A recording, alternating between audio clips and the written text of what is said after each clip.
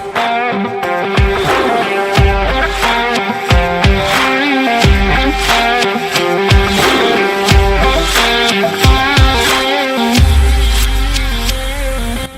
dosto, my name is Harsha. I'm from Boston. Ippudu time 2:39 a.m. Temperature -5 degrees centigrade, and this is the first episode of Perlane podcast by Sri Harsha. This is an attempt to clear the clouds of dark humor in our society, at least in Telugu community. So basic గా విషయం ఏంటంటే, మీరు మీ చుట్టుపక్కల వింటున్న reels లో చూస్తున్న adult content dark humour కాదు.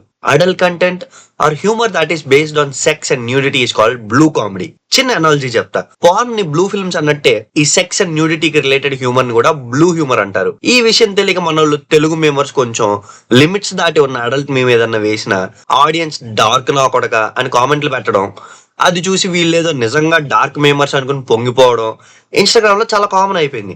Black and blue రెండు డార్క్ కలర్సేగా, అందుకే బ్లూ కామెడీ కూడా డార్క్ కామెడీనే అని కొండపో తెలివితేటలు చూపించకండి. డార్క్ కామెడీ కానిది ఏంటో డిస్కస్ చేసుకుంటున్నాం కానీ అసలు డార్క్ కామెడీ అంటే ఏంటి? According to Wikipedia, it's a style of comedy that makes light of subject matter that is generally considered taboo, particularly subjects that are normally considered serious or painful to discuss. జాతిరత్నం మూవీలో జైల్లో police గుండు చేయించుకుని వస్తే Naveen police ఎట్టి అడుగుతారు, ఎందుకు గుండు చేయించుకున్నావు అని. అప్పుడు ఆ పోలీస్ వాళ్ళ నాయనమ్మ చనిపోయిందని చెప్తారు. ఏంటి నువ్వు గుండు చేయించుకున్న నాయనమ్మ చనిపోయిందా అని పగలబడి నవ్వుతారు మన మెయిన్ క్యారెక్టర్స్ ముగ్గురు. కొంచెం క్రింజ్ గా అనిపించిన this is actually an example of dark comedy. Making jokes on death, disability and suffering can be considered dark humour. Wheelchair లో ఉన్న దగ్గరికి వెళ్ళి you need to stand up for yourself అంటే వాడు నిలబడాలని కాదు, you're joking about the fact that he cannot stand.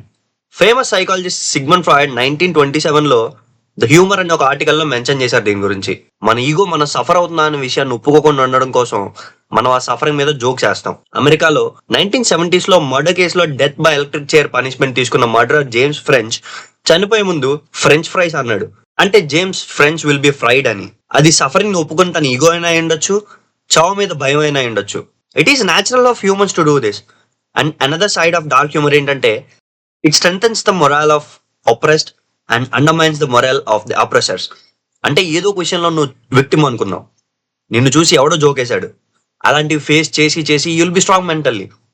అదే నువ్వు విక్టిమ్ అయ్యి నువ్వు సఫర్ అయ్యేలా చేసిన వాడి మీద నువ్వు ఎదురు డార్క్ జోక్ వేసావు అనుకో, వాడి మెంటల్ స్ట్రెంగ్త్ దెబ్బతింటుంది. శివాజీ సినిమాను పోలీసులు కొడుతుంటే రజనీకాంత్ ఒక్కో దెబ్బ కౌంట్ చేసుకుంటారు. ఎందుకు అని అడిగితే మళ్ళీ తిరిగి ఇవ్వాలిగా నవ్వుతారు. ఇది సెకండ్ కేటగిరీలోకి వస్తుంది. ఇవాళకి ఇంతేనమ్మా మన దగ్గర. మళ్ళీ ఎపిసోడ్ లో వేరే టాపిక్ తో వస్తా, ఇచ్చి పడేద్దాం. Like, share and follow Perlane podcast on Spotify and YouTube. Thank you.